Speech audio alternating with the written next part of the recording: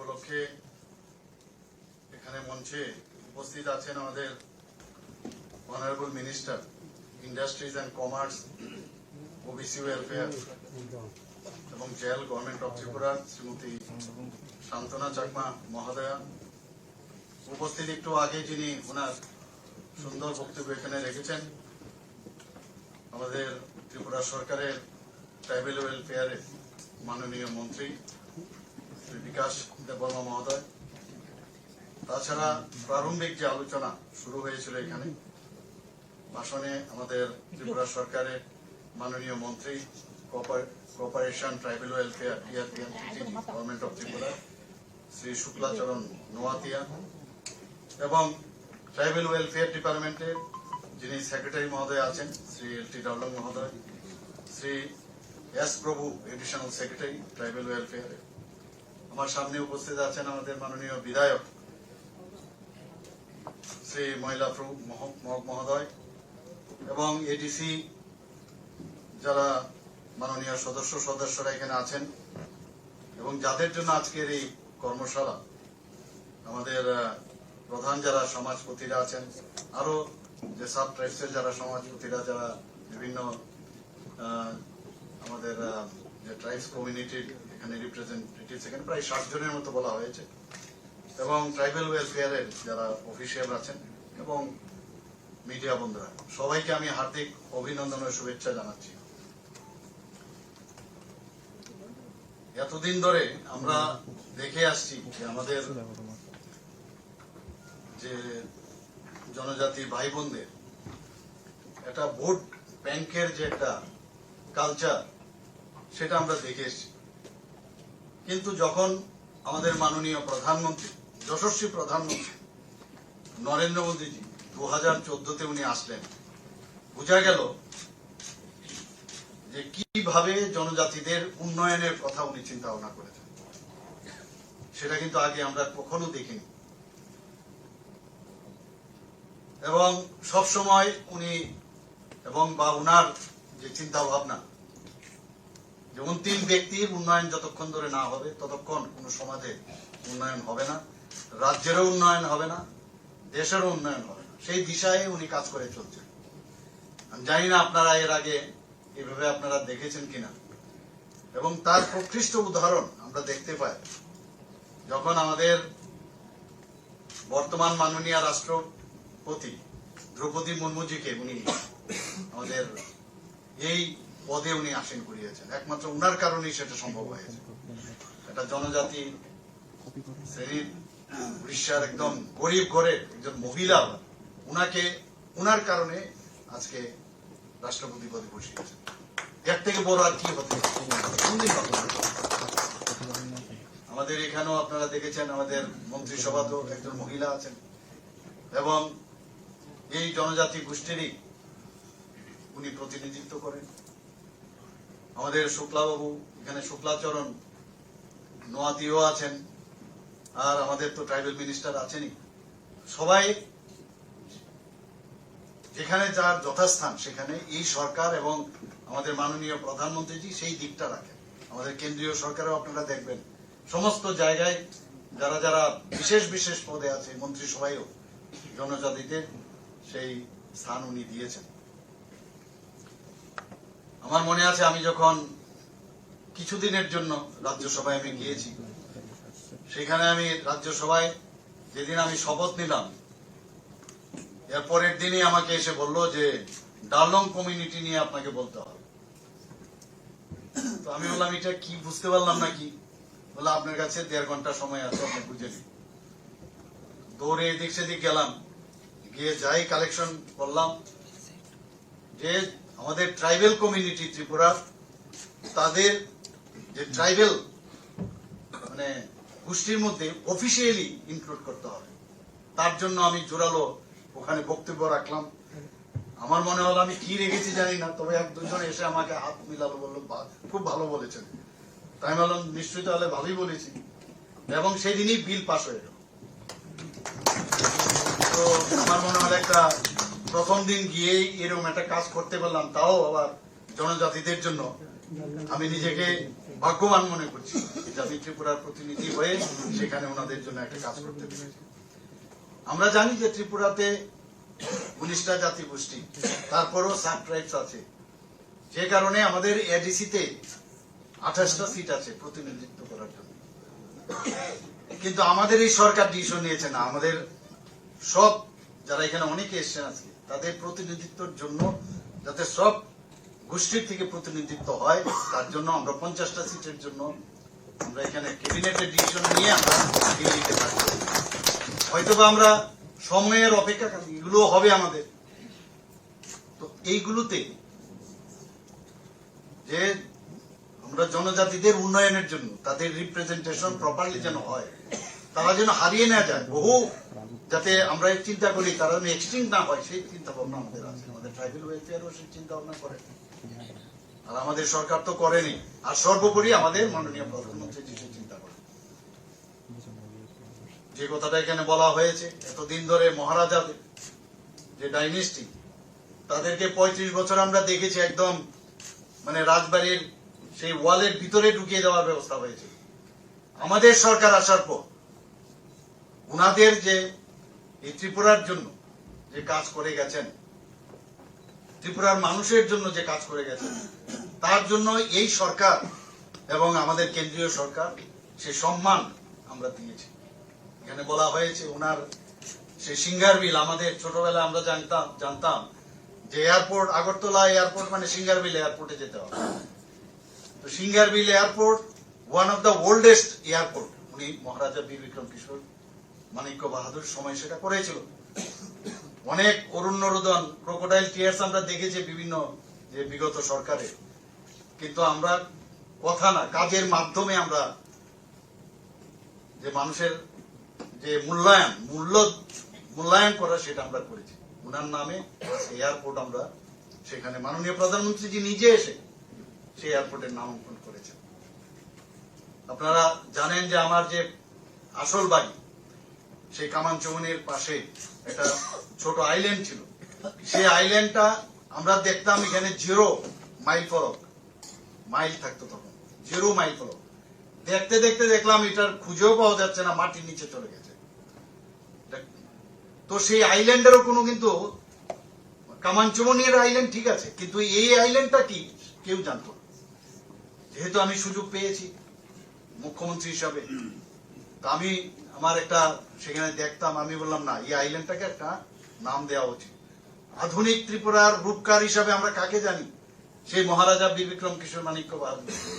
আমাদের এখনো মনে আছে সেই যে ওনার যে চিন্তা ভাবনা, সে আগরতলা শহরের উপরে যে বাড়িঘর আছে, যে আপনার দোকানগুলো ছিল, সেই রাস্তা দিয়ে আমরা চিলড্রেন্স পার্কে খেলাধুলা করে বৃষ্টি হলেও সেই জ্যাকসন গেট থেকে আরামসে এখানে চলে আসতাম। তো দেখতাম, সেগুলো মনে থাকতো যে কার সময়, উজ্জয়ন্ত প্যালেসের সময় সেখান থেকে শুরু হয়েছে। তো সেই জায়গায় সেটাকে আমরা পুনরুদ্ধার করলাম এবং সেখানে এক তো এই যে আইল্যান্ডের একটা নামাঙ্কন হলো, এটার কোনো গোত্রও ছিল না, সেটার নাম আমরা দিলাম মহারাজা বীর বিক্রম মোড় এখন হয়েছে এবং ওনার মূর্তি আমরা স্থাপন করলাম এবং জিরো ফলকটাকে উঠিয়ে সেখানে এখান থেকে শুরু হয়েছে যে উদয়পুর কত কিলোমিটার, ধর্মনগর কত কিলোমিটার, এইখান থেকে কিন্তু জিরো ফলক এখন সবাই গেলে আপনারা দেখতে পাবেন।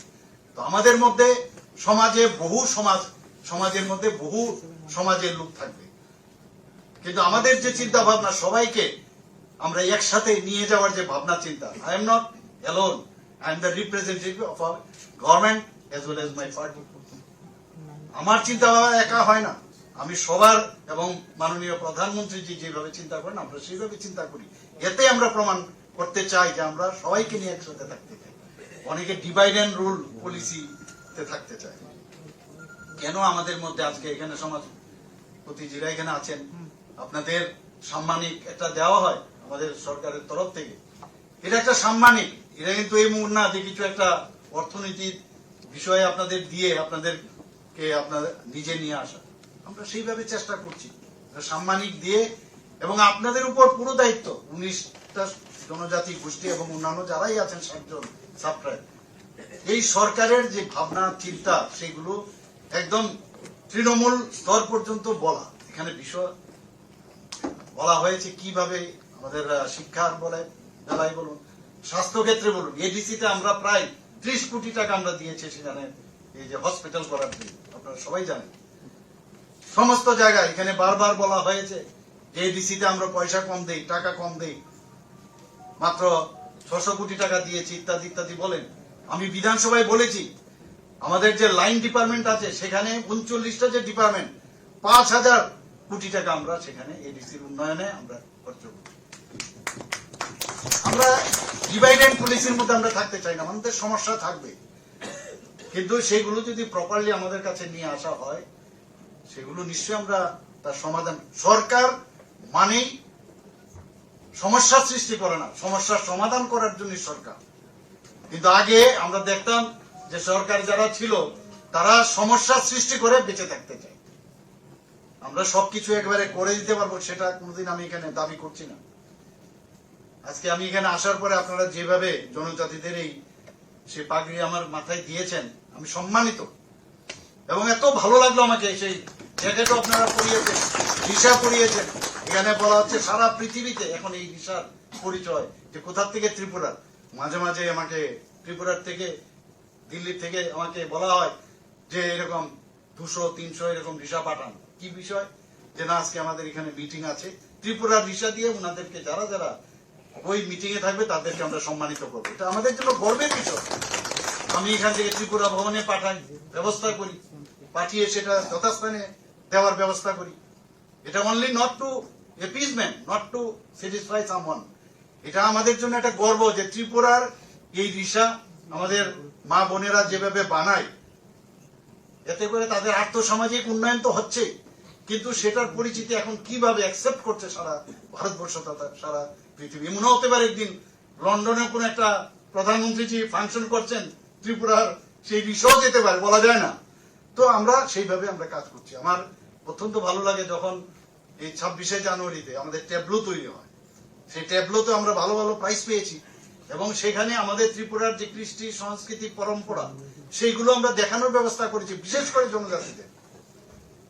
জনজাতিদের এবং তাতে করে আমরা পুরস্কৃত পেয়েছি এবং সবাই আমাদের মানে প্রশংসাই করেছি। আমরা গর্ববোধ করি যে জনজাতিদের যে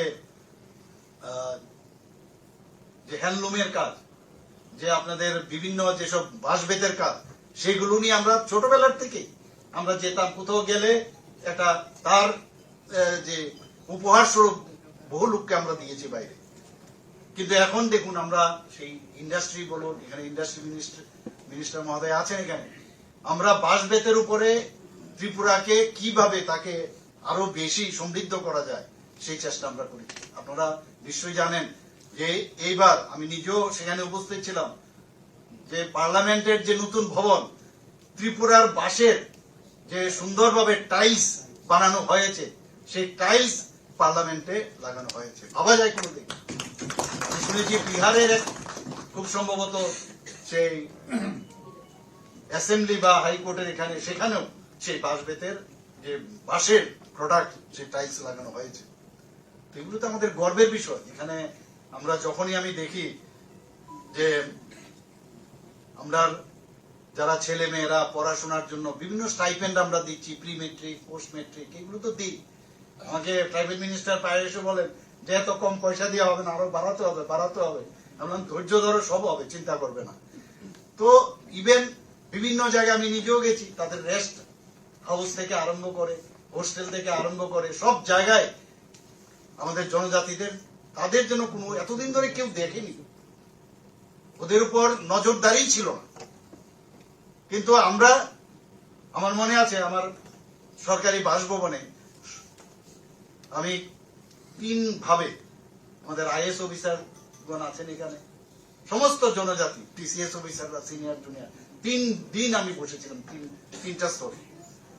একজন আইএস অফিসার মহিলা, আমার মনে আছে, উনি আমাকে বলছিলেন সেই মিটিং এর পরে, now we think that we are included, as if we are included. এই যে বিষয়, আমি ওনাদের সাথে যখন কথা বলছিলাম, আমি ওনাদেরকে বলেছিলাম মুখ্যমন্ত্রী হিসাবে আমাকে আপনারা ভাববেন না, সহজ সরল ভাবে আপনারা বলুন এই ত্রিপুরার উন্নয়নে, ডালুং সাহেবও ছিলেন, প্রথম মিটিং এ উনাদেরকে আমি বলেছি আপনাদের মন খুলে কথা বলুন, এই ত্রিপুরাকে ডেভেলপমেন্ট করার জন্য আপনারা কি কি চান। উনারা বলেছেন, কিন্তু ওই লাইনটা আমার এখনো মনে আছে যে বলেছেন as if we are included। মাননীয় প্রধানমন্ত্রী নরেন্দ্র মোদী যে আজকে আপনারা দেখছেন যে অ্যাক্টিভ পলিসির কারণে আজকে ত্রিপুরার বিশেষ করে নর্থ ইস্টের তো ডেভেলপমেন্ট হয়েছে, ত্রিপুরারও ডেভেলপমেন্ট উচ্চগ্রামে, এটা তো বলার অপেক্ষা রাখে না। আজকে আমরা এখানে হীরা মডেলের কথা বলছি, আমরা ন্যাশনাল হাইওয়ে 6টা ন্যাশনাল হাইওয়ে প্রায় শেষের পথে, প্রায় 60% কাজ শেষ। আরো 4টা ন্যাশনাল হাইওয়ে হচ্ছে, রোপওয়ে 4টা দেওয়া হয়েছে, হাজার হাজার কোটি টাকা ইনভেস্টমেন্ট এখানে হচ্ছে। এখান থেকে 12টার মতো ট্রেন, আমাদের এক্সপ্রেস ট্রেন এখান থেকে যাচ্ছে, সমস্ত প্রদেশে যাচ্ছে, রাজধানী এক্সপ্রেস যাচ্ছে, ডেমো ট্রেন হচ্ছে। মানে কোনোদিন ভাবতে পারিনি যে ত্রিপুরার মধ্যে এই ধরনের মানে ব্রড গেজের ট্রেন আসবে, সেই একদম সাবরুম পর্যন্ত। ত্রিপুরার চেহারাই পাল্টে যাবে কিছুদিনের মধ্যে। আপনারা দেখেছেন যে সেপ্টেম্বরের মধ্যে মাননীয় প্রধানমন্ত্রী জি আবার যে মৈত্রী সেতু সেটা চালু করার ব্যবস্থা হচ্ছে, সাউথ ইস্ট এশিয়ার প্রবেশদ্বার হচ্ছে, সেজ হচ্ছে এখানে স্পেশাল ইকোনমিক জোন। যারা ইনভেস্টররা আছেন প্রাইভেট থেকে আরম্ভ করে সবাই, সেখানে একটা সেই ইনভেস্টমেন্টের যে একটা প্লেস সেখানে হচ্ছে।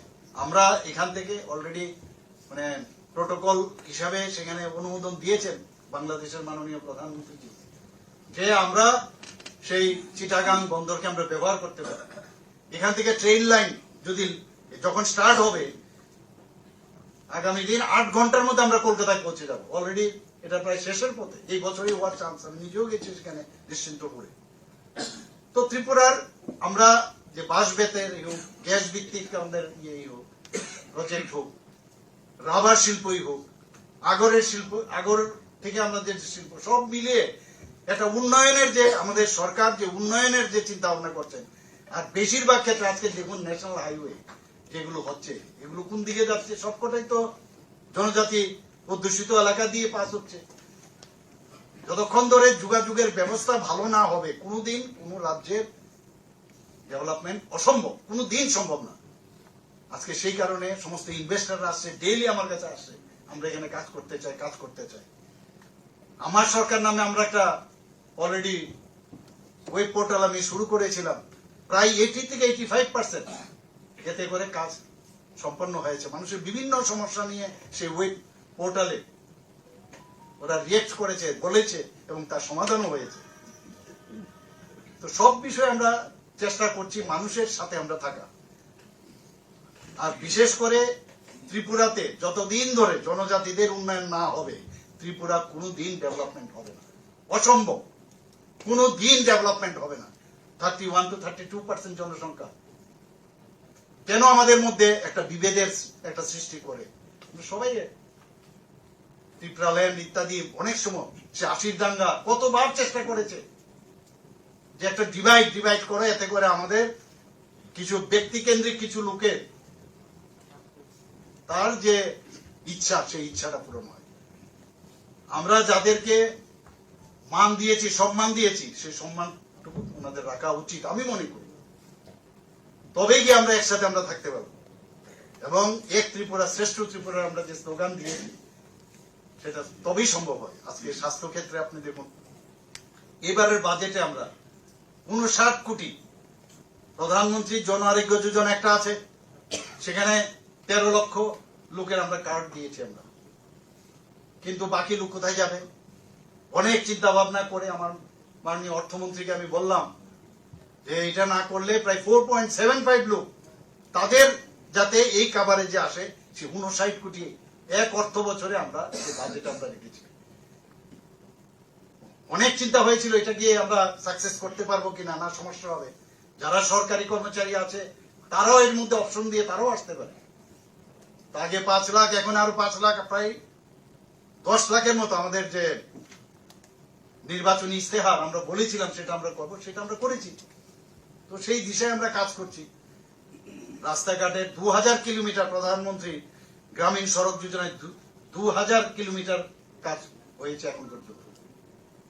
বিভিন্ন জায়গায় যখন টিভিতে দেখি যে ওই জায়গায় রাস্তা খারাপ, ওই জায়গার মানে রাস্তা হয়নি কেন, তো সাথে সাথে আমি খবর নিই কেন এটা হলো না, এটা কিভাবে করা যায়। আমরা ডিপ টিউবওয়েল বলুন, নর্মাল টিউবওয়েল বলুন, সব জায়গায় জলের যাতে ব্যবস্থা হয়। জনজাতি এলাকায় সমস্যা, সবচেয়ে বড় সমস্যা, অনেক জায়গায় ডিগিং করলে পাথরের কারণে ভিতরে ঢুকে না, জলের সোর্স পাওয়া যায় না। তার জন্য ইনোভেটিভ যে আইডিয়া, জলকে আটকে ড্যাম করে সেখান থেকে তার ব্যবস্থা চলছে, এর জন্য হাজার হাজার কোটি টাকা খরচ হচ্ছে এবং আমাদের বাজেট এবং গভর্নমেন্ট অফ ইন্ডিয়া তার জন্য বারবার ওনারা বলছেন যে কোনো অবস্থায়, এবং সেই অবস্থায় দেখুন 3% আমাদের মাত্র এই জল জীবন মিশনের মানে আমরা শুরু করেছিলাম প্রতিটা ঘরে জল পৌঁছানো, এখন 68%, গতদিন আমি দেখলাম 68% আমরা সেই টার্গেট আমরা যাচ্ছি। 100% আমরা চাই তার স্যাচুরেশন পয়েন্ট আসে।